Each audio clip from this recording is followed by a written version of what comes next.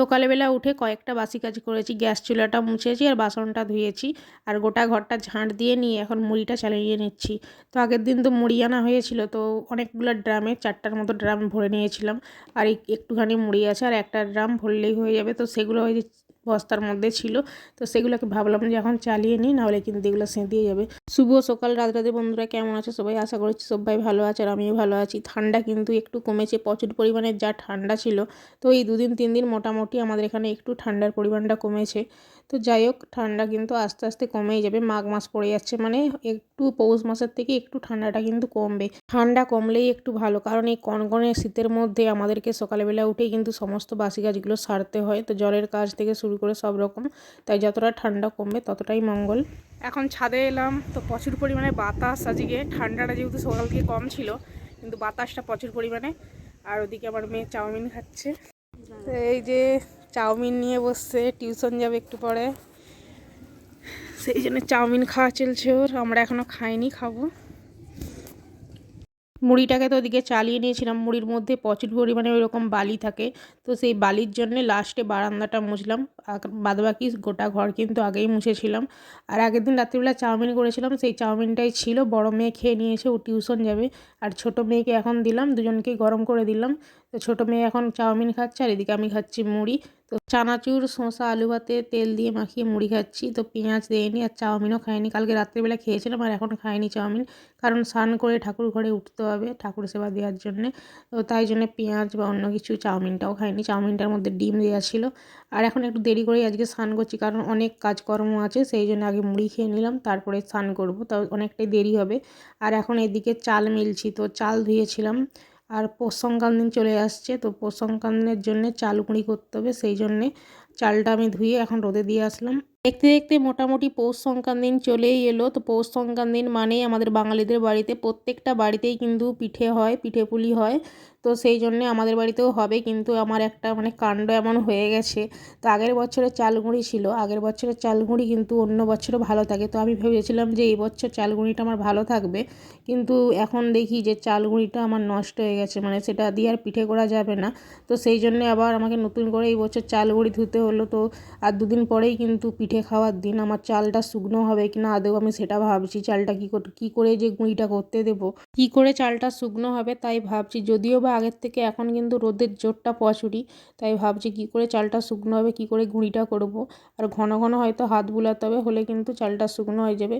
তো যাই হোক, ওদিকে আমি বিছানাটা গুছিয়ে আসলাম আর এখন রান্নাঘরে চলে এলাম, সবজিগুলো কেটে নিচ্ছি। আগের দিন বাজার থেকে ফুলকপির পাতা এনেছিলাম। এই ফুলকপি পাতা শাক কিন্তু খেতে খুব সুন্দর লাগে।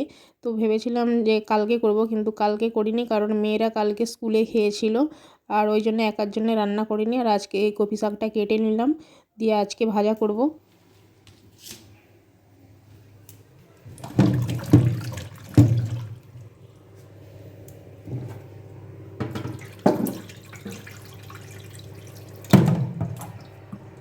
আগে ওই ফুলকপির পাতা শাকগুলো কিন্তু আমরা গুঁড়িয়েই আনতাম। যেদিকে চাষিরা চাষ করতো, তো ওখান থেকে ফুলকপি যখন কাটতো, তো ফুলকপিগুলো নিত, বাদবাকি পাতাগুলো কিন্তু ফেলেই দিত, আমরা গুঁড়ি নিয়ে আসতাম, সেগুলো ভাজা হতো। আর এখনকার দিনের মানুষরা হয়েছে তো একটু জিনিস কিন্তু এই পাতাগুলোও কিন্তু ওইগুলো কিনতেই পাওয়া যায়, এগুলো আর মানে এমনি আর কাউকে দেয়ও না। সব কিছুই কিন্তু এখন বিক্রি করে, মানে সবই পয়সার খেল, পয়সা ছাড়া কিছুই পাওয়া যাবে না বাজার থেকে। তাই 5 টাকা দিয়ে কিনে আনলাম, তো শখ হয়েছে খাওয়ার জন্য। ওই শাকগুলো খেতে কিন্তু আমার ভীষণ ভালো লাগে। তো যাই হোক, শাকসবজি সবই কেটে নিয়েছি, কেটে নিয়ে সমস্ত কিছু ধুয়ে নিলাম। ধুয়ে নিয়ে চলে আসলাম ছাদে, যে কম্বলটা ধোয়ার জন্য এতক্ষণ ধরে ওয়েট করেছিলাম, এতক্ষণ পর্যন্ত আমার স্নান করা হয়নি। তো এই কম্বলটা কিন্তু সারা বছর আমাদের বাইরে থাকে, শীত থেকে গরম থেকে বর্ষা থেকে, মানে সমস্ত দিনই বাইরে বের করা থাকে। আর এই কম্বলটা মেয়েরা গায়ে দেয়। তো রোদ কিন্তু খুব সুন্দর, তো ভাবলাম যে আজকে ধুয়ে দিই। আর যেহেতু পৌষ সংক্রান্তির মানে, তো ওই নোংরা জিনিস কিন্তু একদমই রাখতে নেই ঘরে, সমস্ত কিছু কাপড় চোপড় থেকে সমস্ত কিছু পরিষ্কার করতে হয়। তো ভাবলাম যে কম্বলটা আজকে ধুয়ে দিই। কম্বল ধোয়াধুয়ি করে কম্বলটা মিলে দিলাম, দিয়ে স্নান করেছিলাম, স্নান টান করে ঠাকুর ঘরে গিয়েছিলাম, ঠাকুর সেবা দিয়ে এখন চলে এলাম এই যে রান্না বান্না করতে। প্রথমে ভাতটা বসিয়েছিলাম, ভাতটা দিকে হয়ে গেছে, আর এখন শাকটা সিদ্ধ করে নিচ্ছি। এই শাকটা কিন্তু মানে সিদ্ধ করতে ভীষণ টাইম লাগে, অনেকটা সময় নিয়ে শাকটা অনেকটা জল দিয়ে সিদ্ধ করতে হয়। তো শাকটা সিদ্ধ করে নিয়েছি আর এখন লঙ্কা জিরে ফোড়ন দিয়ে চিনি দিয়ে শাকটাকে একটু ভাজা করে নিচ্ছি। মিষ্টি মিষ্টি হলে কিন্তু খেতে ভীষণ ভালো লাগে। তারপর এদিকে রুই মাছ এনেছিলাম আগের দিন বাজার থেকে, মাছগুলো একে একে করে সব ভাজা করে নিচ্ছি। প্রথমে এই যে চাকাগুলোই ভাজা করে নিচ্ছি, লাস্টে মুড়োটা ভাজা করব। ছোটো মেয়ে বলছে মা মুড়ো খাবো মাছের, তুমি আমার জন্য মুড়োটা ভাজা করে দাও। কিন্তু ও মুড়ো খেলে কী হবে, মুড়ো খেতে ভীষণ ভালোবাসে মাছের, কিন্তু এই ভাতের সঙ্গে মাছের মুড়ো দিলে ভাত নিয়ে আর মাছের মুড়ো নিয়ে 1 ঘন্টা বসে বসে টাইম লাগাই খেতে। তো যেহেতু আমি রবিবার দিন ভিডিওটা করছিলাম, ছোটো মেয়ে বড় মেয়ে দুজনেরই স্কুল ছুটি ছিল, দুজনেই কিন্তু বাড়িতে ছিল। তো যাই হোক, এদিকে আমার মাছ ভাজা কমপ্লিট হয়ে গেছে। এখন ডাঁটা আলু পেঁপে আর মাছ দিয়ে একসাথে ঝোল করব। তো ঝোলটাও আমার এদিকে প্রায় কমপ্লিট হয়ে হলো, আর ভাতটা তো এদিকে হয়ে গেছে। তো ভাতটা যখন আগে হয়ে গেছে, ভাতটা তো একদমই ঠান্ডা হয়ে যাচ্ছে। তো আমি লাস্টে আবার ভাতটাকে গরম করব, না হলে ঠান্ডা ভাত আমি একদমই খেতে পারি না। তো সেই জন্য এই যে সবজিটা হয়ে গেছে, লাস্টে আমি ভাতের হাঁড়িটা বসিয়ে দিয়েছি, ভাতটা এদিকে গরম হচ্ছে। তো ভাতটা গরম হয়ে গেলে তারপরে খাওয়া দাওয়া করব। আর এদিকে দেখো আমরা একসাথে 3 জনে খেতে বসেছিলাম, তো আমার খাওয়া হয়ে গেছে, 2 মেয়ে এখনও বসে বসে খাচ্ছে। ওই যে মেয়ে মাছের মুড়ো নিয়ে বসে আছে, তো ওদিকে 1 ঘন্টা সময় লাগাবে বসে বসে খেতে। 2 মেয়েরই খেতে অনেক টাইম লাগে, অনেক দেরি করে, সেই জন্য ওরা ওদিকে খাচ্ছিল আর আমি এখন কড়াইটা মাজতে চলে এলাম। তো খাওয়া দাওয়ার পরে আবার সব কিছু হাঁড়ি কড়াই সব কিছু, মানে কড়াইটা না হাঁড়ি টাড়ি সবই নামিয়ে নিতে হবে, বাসনও নামিয়ে নিয়ে যেতে হবে। যেহেতু আমি শুধু কড়াইটাই এখানে ধুই, বাসন টাসন কিন্তু সমস্ত কিছু নিচেই ধুই।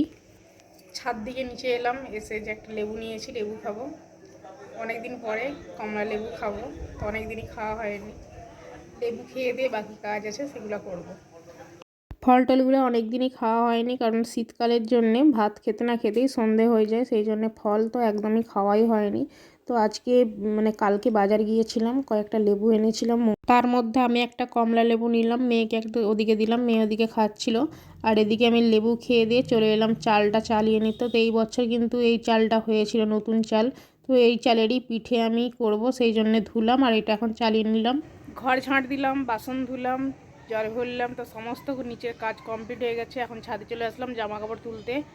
এই যে কম্বলটা ধুয়েছিলাম সকালবেলা, শুকনো তো হয়নি একদমই, তো রোদের এখন অতটাও জোর হয়নি যে একদিনে কম্বল শুকনো হয়ে যাবে। তো ভেজা আছে এখনও, কালকে দেবো রোদে, তখন শুকনো হয়ে যাবে। দুদিন রোদ খেলে মোটামুটি শুকনো হয়ে যাবে। তো চলো আজকের মতো ব্লগটা এই পর্যন্তই, এখানেই শেষ করছি। সবাই ভালো থেকো, দেখা হচ্ছে পরের অন্য কোনো একটা ব্লগে। তো সবাইকে টাটা, ভালো থেকো সবাই।